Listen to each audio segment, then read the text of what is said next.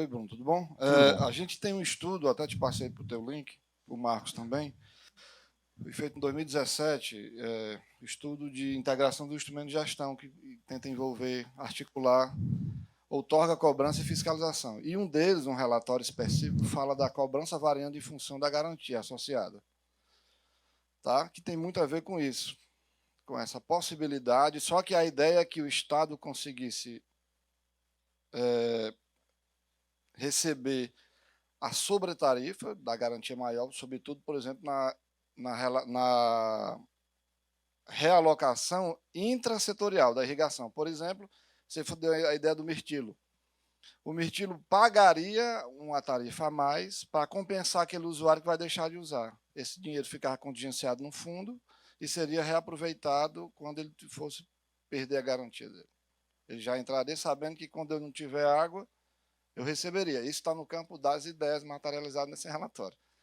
Se falando, parece ser fácil, mas a implementação é muito complexa. Né? Mas a gente tinha imaginado algo do tipo nesse relatório. Aliás, foi objeto da minha, parte do objeto da minha dissertação de mestrado, junto com o professor Arcede, a gente imaginou num negócio desse, um sistema de compensação para poder fazer com que ele percebesse porque a outorga foi vendida historicamente como garantia.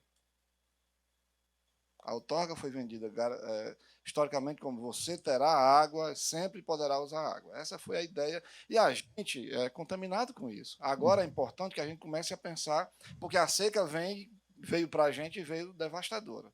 Talvez ninguém tenha mais a água que a gente pensa que tem. O futuro não vai ser mais como era antigamente, do ponto de vista hidrológico, né? Certamente. Então, assim, esse estudo, depois de dar uma olhadinha, a gente pode trocar umas ideias e pode imaginar que seria um estabelecimento, uma alocação de longo prazo, já sabendo com quem vai perder e quem vai ganhar, e eu sabendo que eu poderei ser compensado financeiramente. O Águas do Vale foi isso. O Águas do Vale, em 2001, foi uma tentativa disso, de ser compensado, evidentemente, pelo Estado. Porque eu deixei de usar arroz para poder sobrar água para a fruticultura. Entendeu? É só uma ideia que a gente está pensando. Sim, muito bom. Quem elaborou? Não, a gente... Nós, foi o SRE. Né? Uma outra coisa que me ocorre é o seguinte. Tem muitas simplificações que a gente tem que fazer no nosso balanço hídrico, né? Uma delas é o seguinte, eu faço a minha contabilidade da demanda com a vazão das bombas, com a vazão instantânea das bombas de cada um. A gente tem a regra seguinte, em bacias pequenas, a gente contabiliza como demanda a vazão da bomba, né? Supondo que todo mundo vai ligar a sua bomba simultaneamente, né? E aí, por exemplo, se a minha vazão de referência é 5, um tem uma bomba de 2, outro de 3, já esgotou, né? Mas essas bombas não ficam ligadas o tempo todo. Então, toda essa água que escoa pelo rio, quando a bomba está desligada, eu digo que ela não está disponível, mas na prática ela está disponível, ela está no rio lá, né? E na vida real ela poderia ser aproveitada por alguém. Por isso que a gente está levando para a vida real e saindo um pouco da contabilidade, né? Tem outras coisas. Na irrigação de grãos, em geral aqui em Minas, Goiás, o pessoal sempre faz 2, talvez 3 safras, mas 2 safras. E aí, entre uma safra e outra, ele sempre tem 1 mês, 2 de pousio, em que ele está secando, colhendo, gradeando a terra de novo, em que ele não está irrigando. Né? Mas, no nosso pedido de outorga, ele pede água o ano todo, todos os meses. Porque ele não sabe em que mês do ano ele vai fazer esse pousio. Vai ter ano que vai ser mais cedo, vai ter ano que vai ser mais tarde. Então, de novo, isso é uma água que fica presa no papel, mas que na prática está disponível no rio. Né? E a gente, com o OGP, se aproveita dessa água e permite que ela seja usada. Né? Então, assim, é um pouco isso. Assim, né? Então, Bruno, você falou que é um bebê, né? Então, assim, mas eu imagino que vocês tenham imaginado um prazo para começar a implementar e essa resposta dos usuários. Como é que está isso? Como é que está essa questão? Os usuários eles já deram um feedback para a gente, né?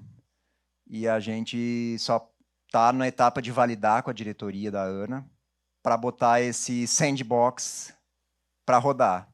E aí ele vai ter validade, a nossa proposta é que ele valha por 5 anos. Então a gente vai ter um laboratório aí de 5 anos, e a gente está criando alguns indicadores para medir se isso deu certo, se isso deu errado, né? Um deles é o número de calls, que chama, né? O número de solicitações de intervenção da ANA, né? Então a gente diz o seguinte, se o número for maior do que 10 intervenções por mês, a gente interrompe tudo e vai fazer um marco regulatório, uma alocação, porque não deu certo, né? Mas eu estou confiante. Se eu fosse um produtor lá do Rio Bezerra, eu ia evitar ao máximo chamar a polícia, né? Eu ia esgotar a possibilidade de negociação com meus vizinhos antes de pôr a perder uma iniciativa que é para propiciar o desenvolvimento da irrigação como um todo, assim, né? E aí, ao longo desses 5 anos, a gente vai monitorar e, talvez, se der certo, expandir para outros lugares, né? É isso. Gesana? Assim, não teve consenso, eu já te adianto, né? Eu queria saber sobre o feedback que ele teve dos especialistas e dos usuários a respeito daquelas prioridades que ele elencou ali. Não teve consenso, né? Muita gente acha que tem que ser um critério de eficiência, ou seja, um usuário que, por exemplo, irriga por gotejamento tem que ficar na frente de um usuário que irriga por pivô, por exemplo, né? Já outros preferiram um critério mais simples, que todo mundo entenda e que seja mais ou menos estável, né? E esse critério seria o de antiguidade, né? Que a pessoa que está há mais tempo tenha uma garantia um pouco maior. Eu não posso dar um spoiler ainda sobre o que nós consolidamos disso, né? Mas, assim, um problema desses...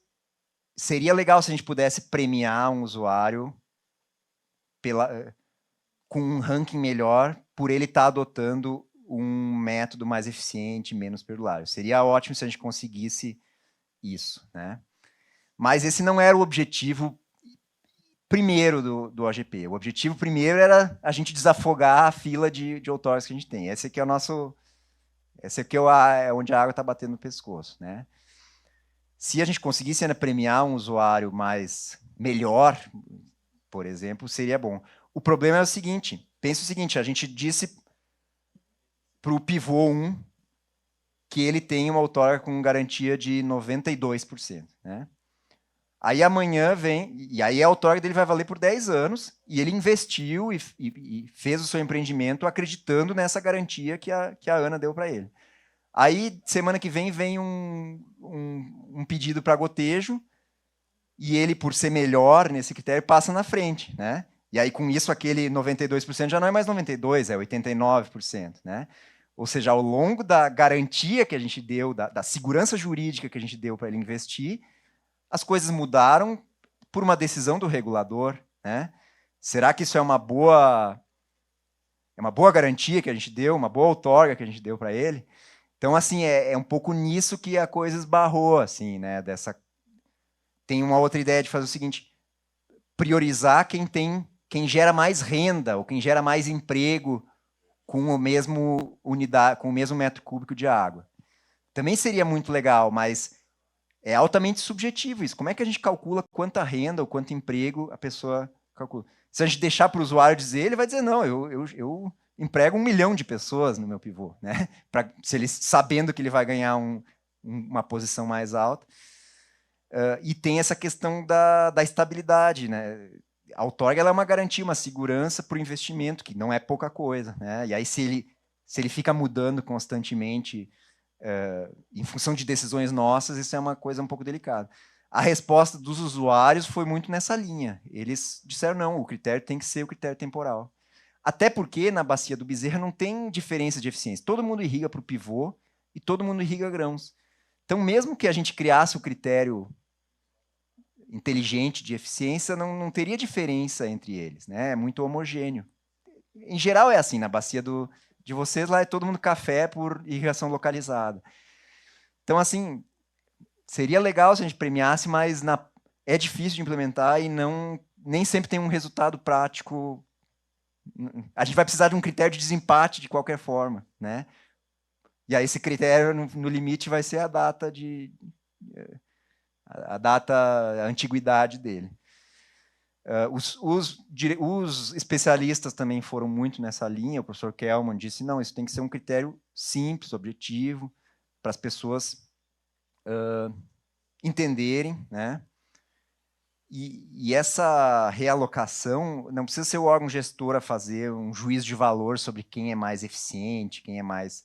Eles mesmos vão poder negociar entre si e essa coisa vai aparecer, que nem na proposta do Marcílio. O Mirtilo pagaria uma compensação para um fundo que compensaria outra pessoa para deixar de usar, por exemplo, né? É isso que a gente imagina, assim, né? Mas não está batido o martelo ainda. A nossa diretoria mesmo tem muito apreço pela ideia do órgão gestor premiar o usuário de alguma forma por ser mais eficiente ou mais qualquer coisa, né? Isso ainda está um pouco em discussão, né? Vocês pensaram na elaboração, nessas reuniões, na situação, na seguinte questão, no cooperativismo entre eles? Porque você falou que ali, na bacia, basicamente, todo mundo é produtor de grão, irrigante com um pivô central. Tem organização de cooperativa na bacia? Sim, essa é uma boa pergunta. Na verdade, tem cooperativa, mas lá os produtores, em geral, já estão tão estruturados que eles mesmos já têm o seu silo.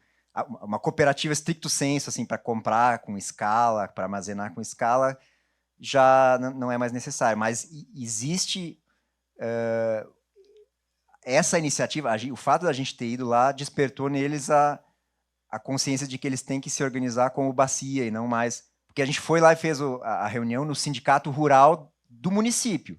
E o município não necessariamente pega a bacia, né?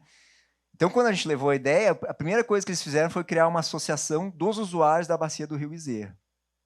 Para quê? Para facilitar a interlocução dos irrigantes conosco, né? Para não ficar uma coisa dispersa. E para agir quase como uma primeira instância. Antes de levar a briga deles para a ANA, eles tentam ao máximo quebrar o pau entre eles e se resolver entre si, né? Então isso já foi um efeito interessante. Não é uma cooperativa, né, Marco, mas teve um resultado interessante em termos deles se conscientizarem como bacia, assim, né? Acho que isso foi uma coisa bem... Já foi um resultado antes do bebê nascer aí, né? Então, assim, eles já estão organizados, né, em relação a usuários de recurso hídrico ali. Então, eles já têm esse... Na verdade, eu toquei em relação à cooperativa, porque dentro da cooperativa... Não na cooperativa para aquisição de insumos, mas a cooperativa de usuários de recurso hídrico, né? E ali você teria regras e eles colocariam isso e, né, seria estabelecido um estatuto e estaria tudo colocado, né? Na associação também vai ter esse estatuto e tal. E vocês pensaram, aí já é uma outra pergunta, né? Que é isso, como eles já estão organizados, eles ali já resolvem parte dos problemas deles ali. Vocês pensaram em ser mais mediador do conflito do que propriamente gestor desse conflito? Sim, eu acho que a ideia é justamente essa, da gente...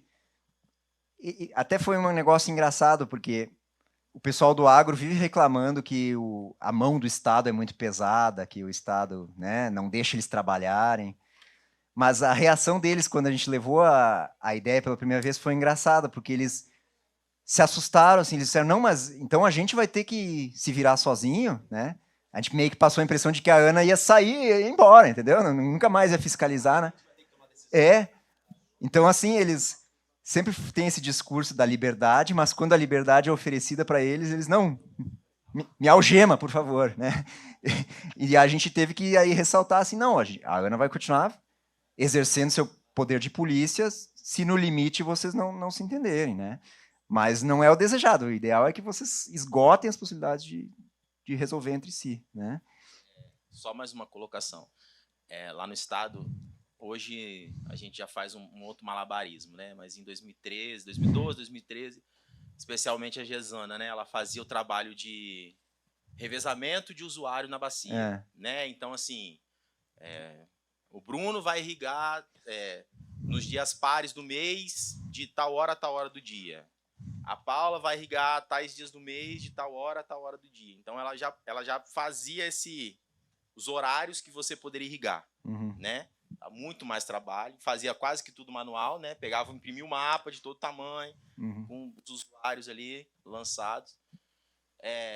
Era trabalhoso, mas assim, via-se alguns resultados, né, em algumas bacias que até hoje a gente ainda tem problema devido exatamente falta de chuva mesmo, né, na bacia como um todo. Vocês chegaram a pensar nessa questão de eles fazerem revezamento, mesmo considerando que o tempo de irrigação, né, porque o pivô ele gira, o turno de rega do pivô é de acordo com o giro dele, né? O turno de rega dele, quando ele termina de fazer o giro, ele já está quase que na hora de começar a girar de novo. Vocês chegaram a pensar nessa questão de revezamento, a gente já... considerando aquilo que você falou, que no momento que eu não estou irrigando, os 5 litros que eu não estou pegando, ele está no rio, né? O de baixo poderia estar captando. A gente já fez regras como essa também, né? De revezamento de um dia par, dia ímpar, ou de horário, né? Mas, assim, uma que isso dá trabalho, dá muito trabalho para controlar, né? A gente vê, eu falei que a gente hoje tem mais tecnologia, mas a gente tem tecnologia para ver uma vez no mês quanto que aquele cara usou. Como é que eu vou conseguir saber se ele usou no horário certo, né? E outra que isso também cria uma simetria no seguinte, tem horários preferenciais para um usuário usar, né? Por causa da tarifa verde, né? Então, a pessoa que ficar no revezamento da Gesana de 6 às 9 da noite vai pipocar com essa solução, né? Exatamente esse um problema que a gente viu quando começou a fazer isso, porque tem muita gente com tarifa verde lá. Aí eu privilegio quem à noite, né? Então, assim, a gente viu que não... mas era a forma que tinha, ou era assim ou não tinha como. Eu acho que é uma solução válida. Vocês estão trilhando o caminho, assim, vendo onde que dá. Mas o AGP, ele é mais livre, assim, nisso, né? Ele não cria uma regra de partida, assim, né? Na vida real, assim, né? Tem só mais uma coisa, assim, eu acho que tem níveis de compreensão dos usuários também. Pelo que eu entendi, são grandes produtores que você está lidando aí. Os meus são pequenos. É aquele cara que fala assim, não, a água é minha nascente, a nascente é minha, a água é minha. Sim. Entendeu? Tá irrigando, pelo amor de Deus, eu quero um pouquinho de água porque eu tenho que sustentar minha família. Então, assim, é mais complicado você pensar numa autogestão numa bacia como essa, entendeu? Até porque a gente já teve experiências também de regras de uso e de limitações de uso, e aí nas reuniões a pessoa fala assim, não, mas fulano de tal não tá cumprindo, a GER tem que ir lá e multar, e fazendo aquele negócio que eles esperam que a GER tenha essa postura de controle, de que vai lá, porque eles não conseguem fazer isso. Sempre tem um que vai burlar a regra e... o que você tem a seu favor é que isso vai acabar com a limitação que tem hoje, né? Eles têm que entender o seguinte, o não eles já têm, né? Com o OGP, eles têm um sim com condições, né? Isso é melhor do que um não ou não, né? Eu, talvez, no caso de vocês, começaria com uma subbacia do Guandu, se vocês forem por esse caminho, né? Num espaço menor, assim, e veria a receptividade disso. Talvez as pessoas não achem isso bom, né? Não sei. Mas todo mundo que eu mostrei achou bom, principalmente o pessoal do agro, né? Porque isso acaba com um obstáculo hoje, né? Vamos dizer assim. Né?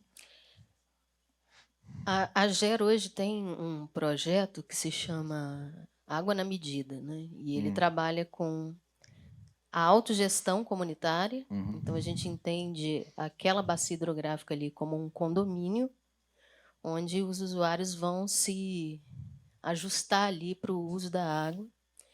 E também, dentro desse projeto, a gente observou que mesmo com eficiência boa, por exemplo, mesmo o produtor utilizando o gotejamento, muitas vezes, numa bacia pequena lá no São Mateus, que se chama do Córrego Frigério, 60 quilômetros quadrados, eles têm, mesmo usando gotejamento, desperdiçam 90% da água. Sim. Então, por quê? Porque não fazem projeto de irrigação. Então, aí o que acontece é que, mesmo com um sistema cuja eficiência é boa, né, na prática, a gente mediu, avaliou o sistema, mediu capacidade de campo, ponto de murja. Exatamente. Então, assim, às vezes, assim, o que a gente recomendou lá, o que estava sendo recomendado lá é que colocasse menos tempo de água, 10 minutos, e fizesse talvez 2 vezes no dia, em vez de fazer 2 horas, 2 vezes na semana. Entendeu? Então, assim, jogando água e fertilizante fora e contaminando, porque era um solo mais arenoso e não tinha bulbo molhado. Em Laranja da Terra, que é dentro da bacia do Guandu, é o inverso. Então, a equipe da AGER está lá agora, fazendo um trabalho de campo na avaliação dos sistemas, na definição da capacidade de campo, ponto de murcha, e lá a gente vai elaborar também. Só que a ideia do projeto é que a gente elabore, que os produtores elaborem essas regras antes, de modo que a gente implemente no sistema.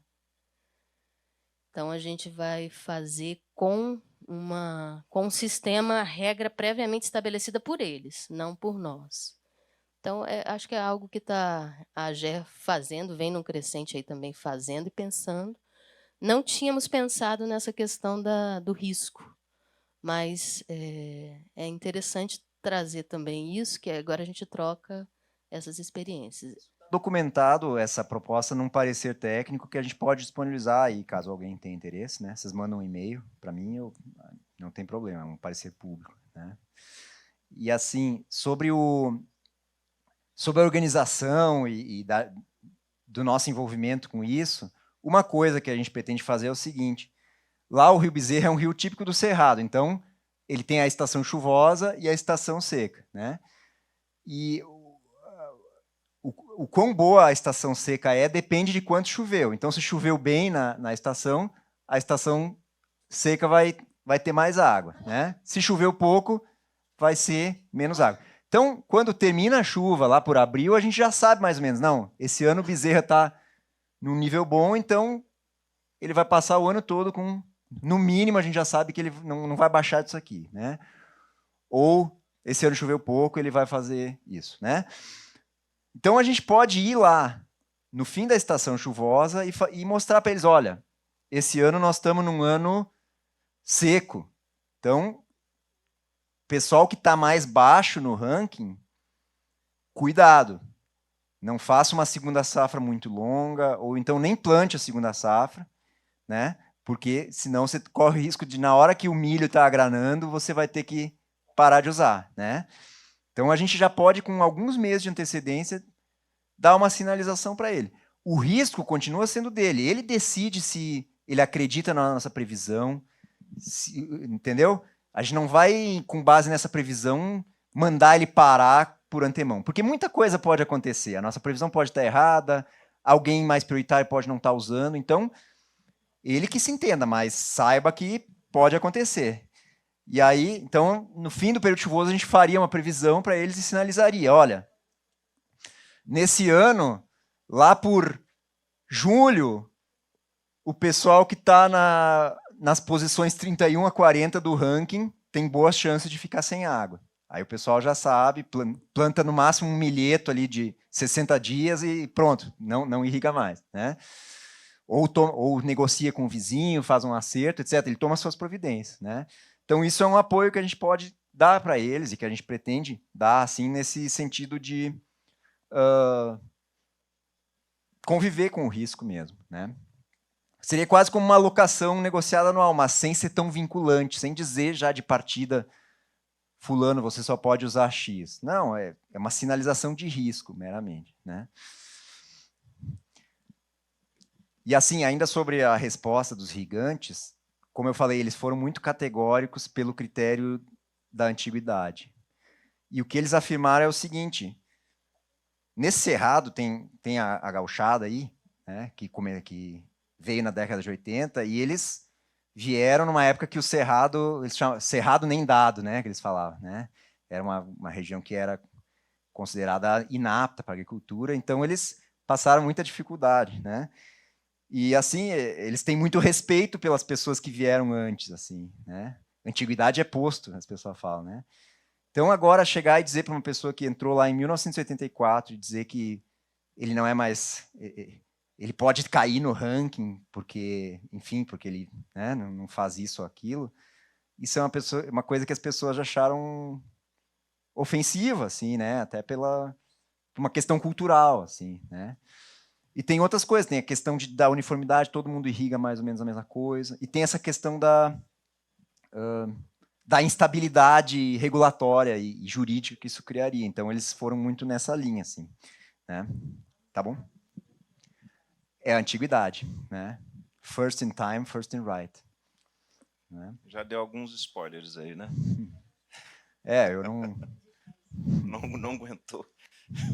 Não, eu só disse o que está público. Tudo que eu disse é documentos públicos. Assim, Uma né? outra coisa também, Bruno, que é interessante esse gráfico daqui, que dá uma noção para os ranqueados, né, de como será o ano hidrológico, né, apresenta no início do período ali de seca, né, no final do período de chuvas, e também ele dá uma indicação, né, para aqueles que querem entrar e que vão estar dispostos a correr um risco maior, né, de 20%, 25%, que ele vai precisar investir mais.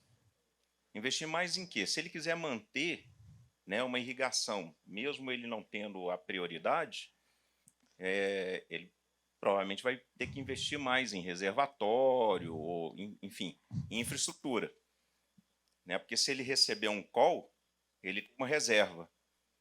Né? Então, no ranqueamento, os ranqueados mais para baixo têm uma tendência de necessidade de investimento maior também, se quiserem, né, entrar ali na bacia. Mas é uma decisão dele, é uma decisão do que quer entrar. Né? A ideia é, então, como o Bruno falou, testar aqui no Bezerra durante 5 anos. Já tivemos essas reuniões com eles. E é simples, a questão, é claro que tem uma estrutura, né, metodológica para implementar a ideia, que é o sandbox, mas operacionalmente isso se dá por forma da outorga. Vem no próprio instrumento da outorga a maneira como, nas condições da outorga, nas condicionantes da outorga, lá vai ter o ranqueamento dele, os condicionantes, como é que, né, qual é a prioridade, enfim, tudo. No próprio ato de outorga. Então, não é uma coisa complicada. Né? O ponto que é crucial, que no meu entendimento, é uma questão colocada pelo colega do Espírito Santo, que é a organicidade entre eles. Né? Por exemplo, as CGLs, no caso de Minas, seria um locus onde essa organicidade se daria, o pessoal está maduro, né? No Bezerra, nós vamos ver, aquilo que o Bruno falou, já teve um efeito colateral bom, que foi eles se organizarem. Eles se organizaram, não gostamos da ideia, queremos ser um caso piloto, e estamos nos organizando para recepcionar essa ideia. Então, já foi um efeito colateral. Esse é um ponto, que eu acho que é um ponto que a gente vai ter que medir no sandbox. Né? Tem muita briga, continua tendo muita briga, muita disputa. Né? Esse é um ponto. A questão o que significa faltar água, né, para o irrigante, né, e qual é aquela água que vai continuar mantendo uma vazão para o ecossistema aquático. Né, porque todas essas questões, assim, nós vamos ter monitoramento de algumas variáveis para ir ajustando o modelo, né, do AGP.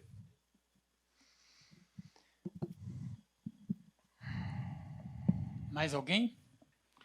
Cumprindo o nosso planejamento, mas temos tempo, sim, né, para alguma intervenção, algum questionamento, alguma contribuição. né? Ninguém mais?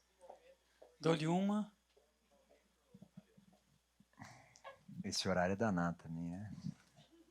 Não, a conversa é muito boa, né? Mas assim, sobre o Estado conservacionista, vocês tiveram alguma interpelação sobre essa perspectiva? Estava aguardando a pergunta. Você diz sobre vazão ecológica e etc. O que é conservacionista?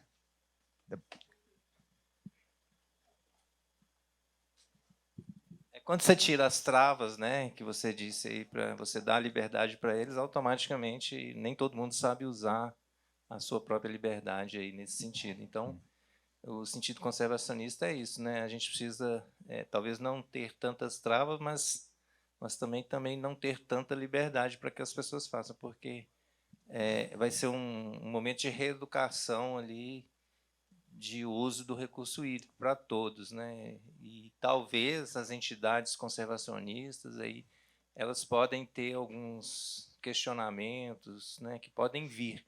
Porque eu estou querendo saber se houve esse tipo de questionamento ou se vocês veem essa possibilidade, por exemplo, quando as pessoas que estão dentro dos planos aí, né, dos planos de bacias, né, as pessoas que fazem a gestão, os órgãos que são ali reguladores e trabalham dentro do sistema do plano de bacia, o que eles falaram, se eles participaram, né? E qual foi o posicionamento com uma ótica mais conservacionista aí? Primeiro que essa liberdade ela não é uma liberdade absoluta. O outorga, ele vai continuar tendo uma outorga que vai definir qual volume que ele pode captar, né? E ele não vai poder exceder esse volume. E esse volume é calculado com um padrão rigoroso de eficiência, né? Então, não é assim que o cara, por ser o primeiro do ranking, ele pode fazer qualquer coisa, né? Ele só, numa situação de escassez, ele vai ter que parar depois dos outros, né? Então, isso é uma primeira coisa. Só para não dar a ideia também que é o laissez-faire, assim, né? Ou seja, isso vai continuar sendo acompanhado, o volume que ele capta, e autuado se ele ultrapassar um limite estabelecido na outorga, né? E assim, nos planos de bacia, eu imagino que você esteja se referindo à questão... O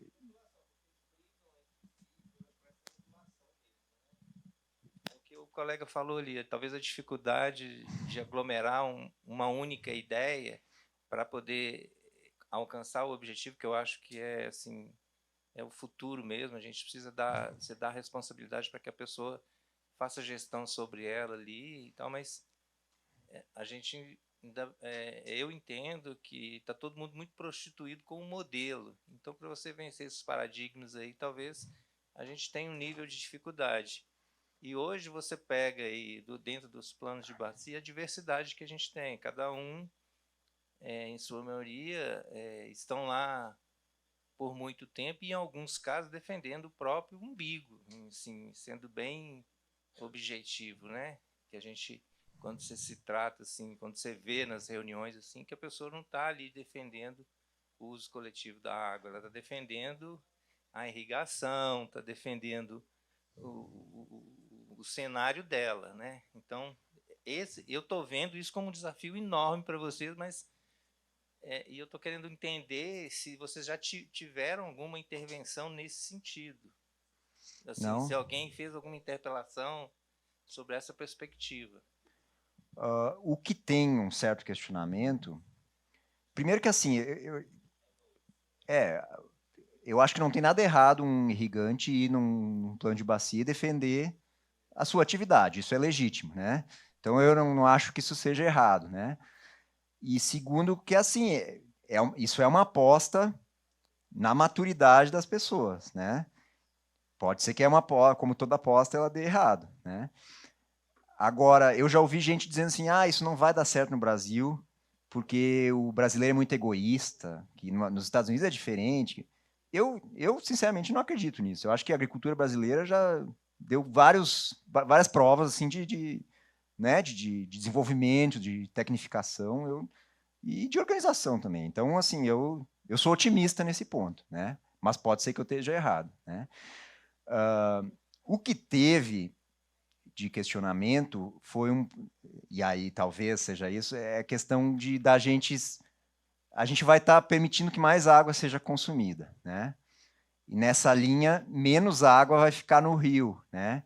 E aí tem um usuário que não vai que não tem muita voz, que não pede outorga, que é os ecossistemas, etc., a manutenção disso. Isso foi um questionamento que apareceu muito, assim, né? Principalmente dos especialistas, que questionaram isso, né? Parece que a vazão ecológica ficou esquecida aí, né? E assim, a verdade é que a gente na ANA não sabe quantificar a vazão ecológica, a gente não sabe exatamente quanta água o ecossistema precisa. Se a gente soubesse, a gente poderia colocar essa vazão como um usuário adicional no nosso ranking de prioridades, né? E aí vem a pergunta, em que posição no ranking a vazão ecológica deveria estar, né? Deveria ser o primeiro, né? Todo mundo acha. Mas se a gente for olhar bem na lei, a lei não diz que vazão ecológica é prioridade sobre irrigação, né? O que a lei diz é que as outorgas podem ser suspensas em caso de grave degradação ambiental. Ou seja, quando a faca está no pescoço, os peixes estão lá, né? Aí que poderia, só nessa situação que teria prioridade. Mas, como a gente viu que isso é uma preocupação grande, assim, a gente decidiu, não, vamos fazer o OGP, mas vamos colocar a vazão ecológica, seja ela qual for, no topo da nossa lista, né? Então, se um órgão de meio ambiente, a qualquer tempo, identificar que a vazão do rio não é suficiente para manter o funcionamento dos ecossistemas, não precisa chegar no ponto de grave degradação ecológica, né? Se o órgão de meio ambiente identificar que aquela vazão que está passando, se for 1.000 metros cúbicos por segundo, não for suficiente, ele tem prerrogativa de fazer um call e mandar todo o resto da irrigação parar, né? Assim que a gente, embora, de novo, a lei não nos mande fazer isso, né? O irrigante vai ficar contrariado com isso, porque se ele pegar um advogado bom, ele pode até derrubar, porque na lei, formalmente, não diz que vazão ecológica tem prioridade. Mas como isso é uma preocupação grande, que surgiu muito ao longo dessas discussões, a gente resolveu dar esse passo a mais, né? Que inclusive melhora para a vazão ecológica em relação a hoje. Hoje a gente não tem nenhum gatilho para dizer pare quando a vazão, né? A gente, então, até nesse ponto, eu acho que a gente está melhorando, assim, mas tem que ter alguém que se apodera desse e zela por essa vazão ecológica. Aí é o órgão ambiental, no nosso caso. A gente não tem, muitos de vocês têm o órgão ambiental e de recursos hídricos no mesmo locus, né? A gente, para nós, vai ser o IBAMA ou o órgão de meio ambiente do Estado, né? Mas eu não sei se é mais ou menos por aí que você, né?